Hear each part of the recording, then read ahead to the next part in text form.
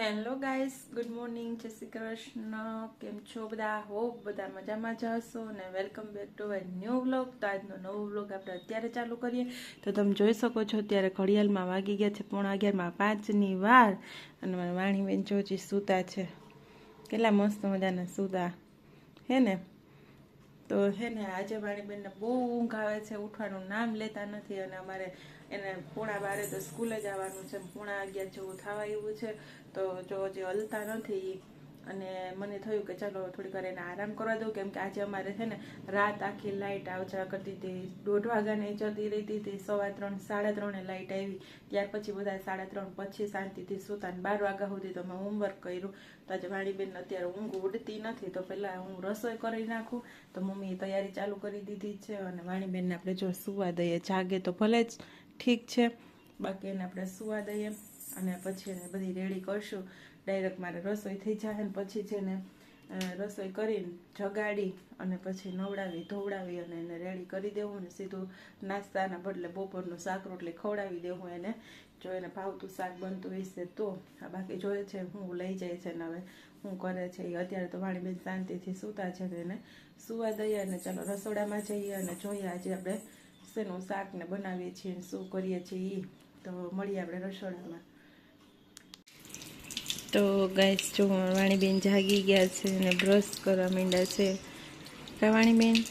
Good morning, જય શ્રી કૃષ્ણ. તો brush કરવા માંડો. હાલો તો નાસ્તો તૈયાર રાખો. 2 ચોટલા વાળા વાણીબેન. ચાલો ગાઈસ, તો જો આપણે હે ને રસોડામાં આવી ગયા ને મમ્મી અહીંયા જો શાક સુધારે છે. જય શ્રી કૃષ્ણ મમ્મી. જય શ્રી કૃષ્ણ. આજે શેનું શાક બનાવવાનો પ્લાન છે? પરવળનું ભરેલું. વાહ. તો જો ગાઈસ, પરવળ તમે ક્યારે જોયા હોય કે નહીં? આ રીતના હોય ચીભડા જેવા, કા હા. એમાં બી નીકળે. હા. તો કેમ બનાવવાનું હોય કહી દો જરાક. પેલા પરવળને છાલ ઉતારી નાખવાની. તો જો મમ્મી છાલ ઉતારે છે પરવળની. પછી કાપો મારવાનો ને બી કાઢી નાખવાના. બસ ભરી લેવાનું. હા, પછી ભરી તો જો એમાં હે ને મમ્મી ચવાણું નાખે અને હા, થોડાક મસાલો ગાંઠિયા બધો. નાખે. ગાંઠિયા નાખો ને. હા, ગાંઠિયા ચવાણું તો મસાલો. જો આ રીતના હે ને પરવળ હોય હવા ચીબડા જેવા નાના નાના છે, સરસ ના કુણા. જોઈએ તો એમ થાય કે આ નાના કુણા ચીબડા જ છે એવા, અને ઓમ જોઈએ તો કોઠીંબા જેવો આકાર, સાઈઝ કોઠીંબા જેવી અને દેખાવ ચીબડા જેવો. અને જો છાલ ઉતારીએ ને એટલે એમાંથી કંઈક એવું નીકળે. અને હવે આગળમાંથી મમ્મી બી કાઢશે ને ત્યારે હું બતાવીશ. એટલે આમાં કેટલા બી નીકળે. તો આ રીતના એને કાપો મારવાનો, બરોબર? કાઢવું પડે. તો જો એવું નીકળે બી, બરોબર ને? પછી ભરવાના. આવડી આમાં તો કુણા છે, નકર કારા બી નીકળે. તો અસલનું ખાલી ખોખું કરી નાખવાનું, હા, બરોબર ને? ખોખું બી કરીને કાઢીને. ભરવાનું. હા, જો ખોખું થઈ ગયું સરસ નું. પછી આમાં મસાલો ભરી લેવાનો. સરસ. તો આજે જો પરવળનું શાક ખાવાનું છે, હે ને? બાજરાના રોટલા અને પરવળનું શાક બધાને બહુ ભાવે. અમારા વાણીને બહુ ભાવે. બોલો. હા, અમારા વાણીએ ભાવે. આ પરવળનું શાક હોય ને એટલે એ ટિફિનમાં હે ને પરવળનું શાક ને રોટલી લઈ જાય. પણ કાલે એને હે ને ચોરાફળી ખાવાનું મન હતું. મેં કાલે સાંજે ચોરાફળી એના માટે બનાવી હતી. એટલે આજે એ કે 2 વાર 3 વાર અમે લગભગ ખાધું હમણાં પરવળનું શાક. તો એ રોટલી ને પરવળનું શાક જ લઈ જાય. તો મને કે હમણાં હું લઈ ગઈ એટલે આજે ને છે ને ચોરાફળી ને એ નાસ્તામાં લઈ જવું છે. બાકી પરવળનું શાક પણ ખાઈને જાહે, રોટલી અને શાક બે.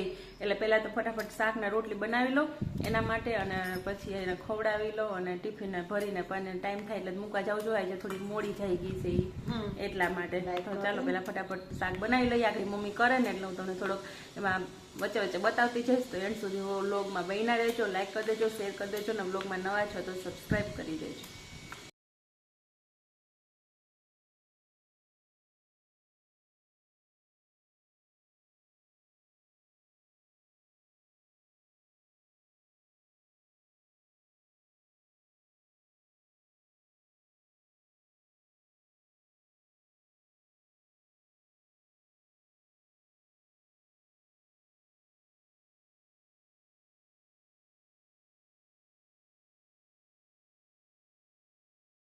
તો ગાઈસ જો મમ્મી અહીંયા છે ને મસાલો ખાંડી અને તૈયાર કરી દીધો છે. એમાં થોડું લીંબુ, 2 દાણા ખાંડ અથવા તો ગોળ ને એવું બધું નાખી અને ચવાણાનો મસાલો જે ખાંડ્યો તો એમાં થોડો મસાલો, ગરમ મસાલો ને એવું નાખીને તૈયાર કરી લીધો.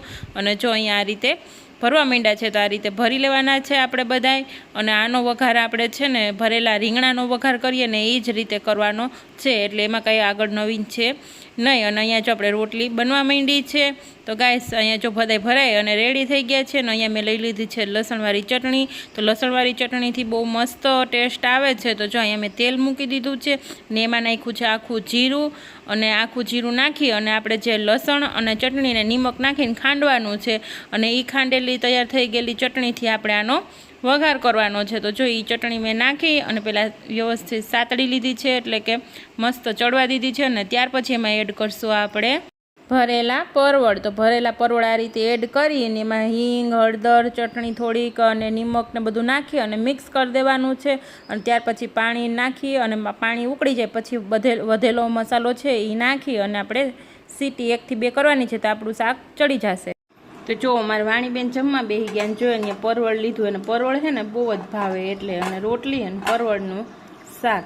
તો મસાલો તો હા ખાઈ છે પણ મસાલો ઓછો ખાય ને એને જો આવી રીતના પરવળ જ ખાવું હોય.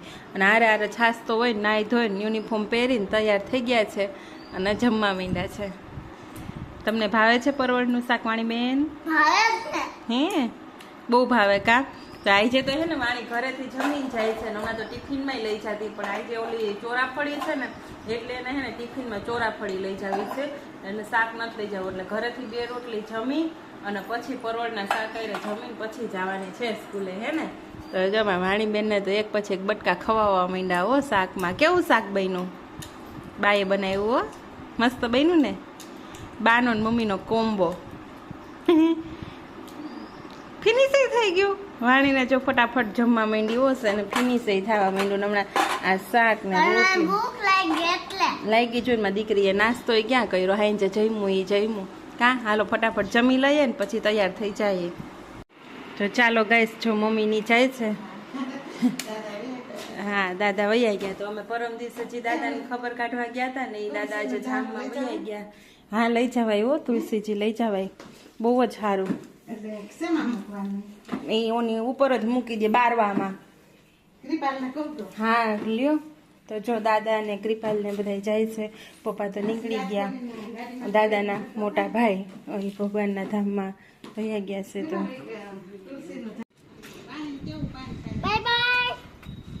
હા દીકરીને પવાય. તો ચાલો જાય છે બધા. અત્યારે વાગી ગયા છે 5:30 અને આજે વાણીબેનને આપણે ભણવા નહોતા મોકલા, કેમ કે હવે કોઈ તેડવા જાય એવું નહોતું એટલા માટે. કેમ કે કૃપાલ ને પપ્પા ને દાદા ને બધા લોકો ગયા છે અને અત્યારે તો આપણે સાવ એકલા જ છીએ. અને વાણીબેન આજે ભણવા નથી ગયા ને તો એ સોતા છે. એને સુવા દીધા છે કે આજનો દિવસ નીંદર કરી લે, બાકી તો પછી ડેઈલી એને ભણવા જવાનું હોય. અને આપણે નાહી ધોઈ લીધું છે અને ગોળા બેલા બધું જે હતું એ પાણી આપણે કાઢી અને વિછરી નાખ્યું છે. કેમ કે આપણે સૂતક આવી ગયું હોય એટલે પહેલાં તો નાહવું પડે અને પછી ગોરા બેડામાં જે પાણી હોય એ ઠલવી અને નવું ભરવું પડે. તો આપણે જો અહીંયા પાણી ફિલ્ટર માટે મૂકી દીધું છે અને બધું કામ પતાવી નાખ્યું છે. હવે એ લોકો આવશે એ પ્રમાણે આપણે રસોઈ કરવાની રહેશે. જો આપણે કુટુંબનું એટલું બધું નજીકનું હોય તો બધા ભેગા બેસીને રોટલા ખાઈને એવું હોય.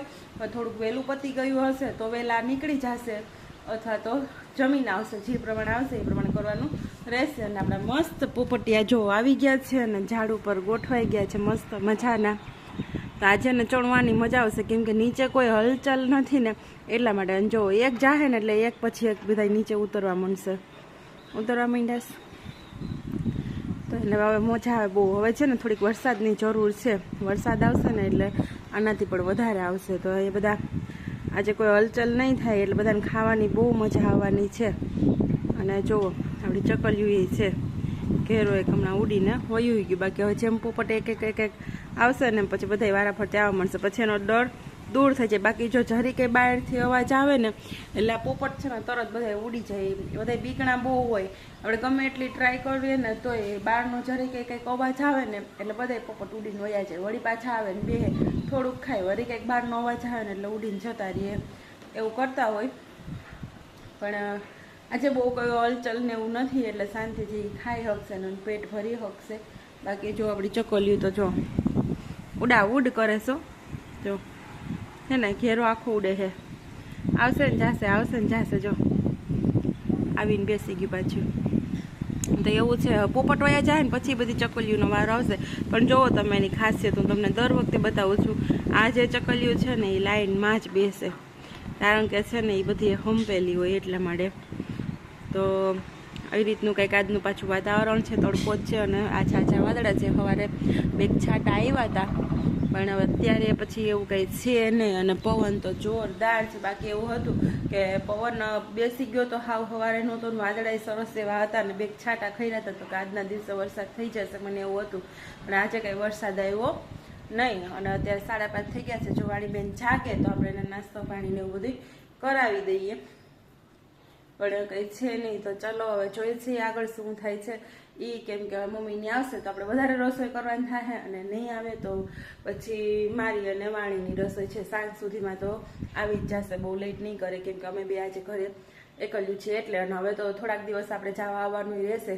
અને ભગવાન દાદાના આત્માને શાંતિ આપે એવી પ્રાર્થના છે. બિચારા કે 15 દિવસથી આપણે પથારી વસ જ હતા એટલે એવું હતું કે બિચારા છૂટી જાય ને તો સારું, એને દુઃખ ભોગવવું નહીં, આપણે જોવું નહીં.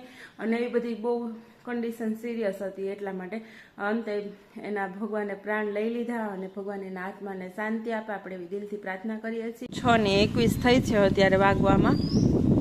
અને આ પોપટ જોવો હજી સુધી છે ને હજી ચકલાવનો તો જોવો કે વારો જ નથી એવો. જો આખા ઝાડ ઉપર બેઠા છે એમને કેવા મસ્ત ડિઝાઇનમાં બેસી ગયા છે પાંદડાની જેમ. અને પોપટ હજી અહીંયા ચડે છે. બાકી અત્યાર સુધી પોપટ ના હોય પણ આજે છે, કોઈ છે નહીં ને એટલા માટે તો જો. એટલે આજે આ બધા ડુંડા ખાલી થઈ ગયા છે એટલે હજી તો એકવાર છે ને મમ્મીની લોકો આવશે ને પછી નાહે ધોહે પછી ચા પાણી પીશે. કેમ કે બપોરનું કંઈ કોઈ જમ્યું છે નહીં એટલા માટે ખબર પડે ત્યાંથી આપણે જમીએ નહીં એવું હોય એટલા માટે. તો ચા પાણી પીશે અને પછી ડુંડા નાખશું ને રસોઈ કરશું ને એવું બધું હાલશે. તો આગળ બ્લોગમાં એન્ડ સુધી બન્યા રહેજો. બ્લોગને લાઈક કરી દેજો, કમેન્ટ કરજો અને ચેનલમાં નવા છો તો ચેનલને સબસ્ક્રાઈબ કરી દેજો.